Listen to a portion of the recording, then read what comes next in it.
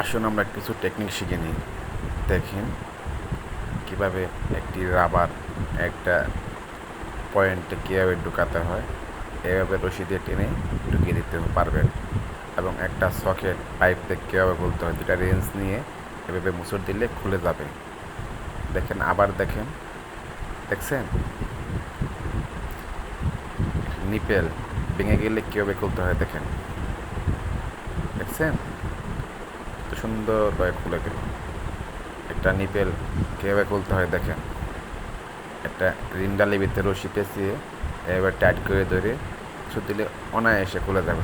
দেখতে পারলেন একটা কয়েল পাইপ কীভাবে জয়েন লাগাইতে হয় তা আপনারা দেখে নেন। এই মাথা একটু কেটে নিয়ে এক মাথায় ঢুকিয়ে দিয়ে থ্রেড দিলে ঢুকে যাবে। দেখতে পাচ্ছেন একটি ফ্ল্যাগ এভাবে আটকে গেলে কীভাবে বের করতে হয় তা টেকনিকটা জেনে নিন আপনারা। আজকে আমরা ভিডিওর মাধ্যমে দেখাচ্ছি, দেখে নেন।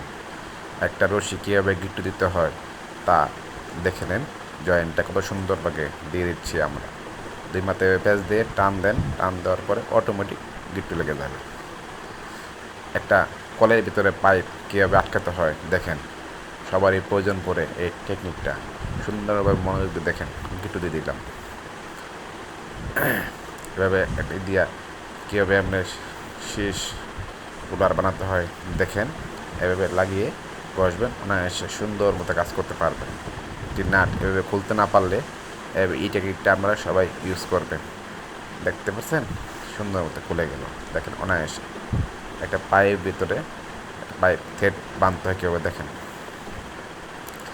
একটা হট গান দিয়ে কীভাবে চেষ্টা করে দেখেন কীভাবে বানিয়ে নিচ্ছি আমরা, একটু খেয়াল করে দেখেন। দেখেন আমরা ড্রয়ারে ঠিকায় নিলাম, একটা স্প্রিং কীভাবে লাগাবেন খেয়াল করবেন, অনায়াসে আপনারা বুঝতে পারবেন।